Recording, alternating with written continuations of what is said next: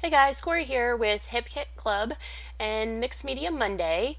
I'm doing this layout here using the December 2017 kits. This is actually my last page using those kits because the January stuff is in the house, but I wanted to make sure that this last page, which is inspired by all the exclusive awesomeness in the December kits, was used. So I'm just starting off with the pasties from Shimmers and the stencil that came in the color kit for December and putting it on my cardstock. It takes a little bit of time to dry, so I tried to help it out a little bit, but I just had to wait. Once it was all the way dry, I'm using the Berry Hot Shimmers watercolor paint and then the Lapis Dance and Old Yellow from previous color kits to just do a custom background. I'm getting the paints real watery so that they kind of blend together and going right over, excuse me, the pasties.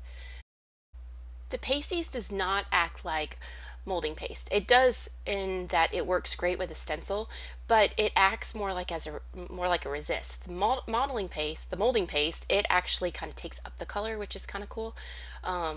So it just blends in the background, you just paint right over it, but this doesn't. It actually kind of resists the different colors and so that you can see the pattern bleed through a little bit nicer. So not only do you get the texture in feel, but you also get the texture in the look. Once I put the blue on, I gotta be honest, I wasn't super thrilled with the blue. I wish I kind of hadn't have done it, and I wish I had more of the pink, but once it was dried up a little bit, I decided to add just a little bit more pink to it to make the pink pop out because that's really the color that I wanted to have in there. It's so cold here that I'm trying for a tropical look, so I definitely needed more of the pink and less of the blue.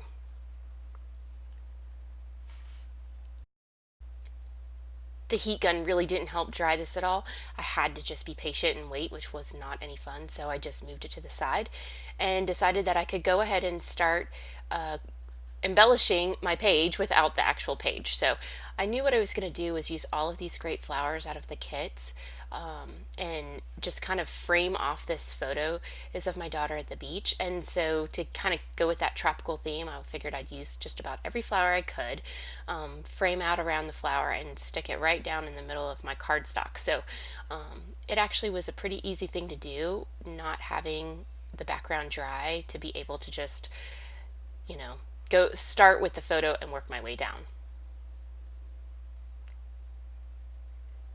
All of these flowers, they come from the different kits. I honestly, I have mixed everything together, so I don't really know which kits these are from anymore, so I apologize, but they're all so pretty and they all work together so nicely. I like to oftentimes work from the photo and then build my layers up going down instead of starting with the background and building up towards my photo.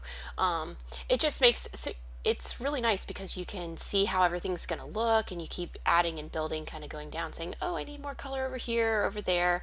And you just kind of keep going down. It's great when you've got a single photo that you really want to showcase because you're not having to worry about placement of other things. So kind of keep that in mind if you ever try this. Because if you have a second photo, it's going to be a little bit harder because you got to make sure that the placement of that one is correct on your page as well.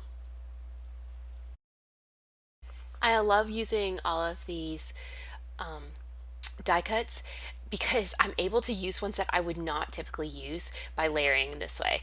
Like, I would never use probably that one that says tell your story. It's too large for typically than what I like to use on a page, and then I wouldn't necessarily want to have the tell your story part out there, but using it like this is great because I can just use the little bit of the flower that I want.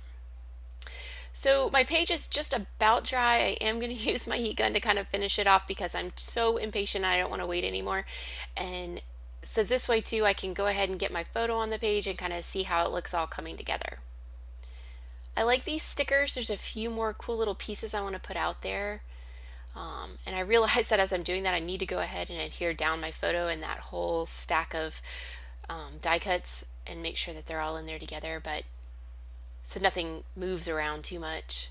But I'm going to get all these cute little pieces here and there, these little flowers. I just want to keep it real bright and tropical and fun. This photo was in color, obviously, but the colors did not match these at all. It was kind of they were really really warm, so there was a lot of just yellow tone, and it was cool beachy, kind of almost like a vintagey look when I originally edited it, but that just didn't work with these bright colors, so I went ahead and put it in black and white. It works so much better in black and white. I think my favorite thing that I put on this page is that chipboard flower. It's so bright and it's so beautiful, and I wish I had a bunch of them because, and that is just awesome. I'm going to use these word stickers for my title. The title is just going to be Best Day Ever.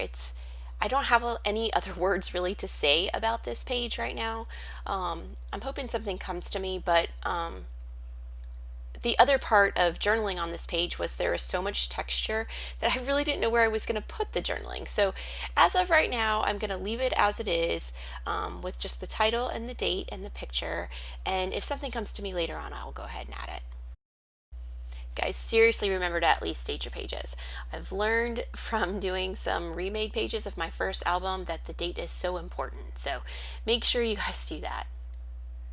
But that's my page. It's been super fun working with these bright and beautiful colors. I love the December kits, and it's kind of getting me ready for spring.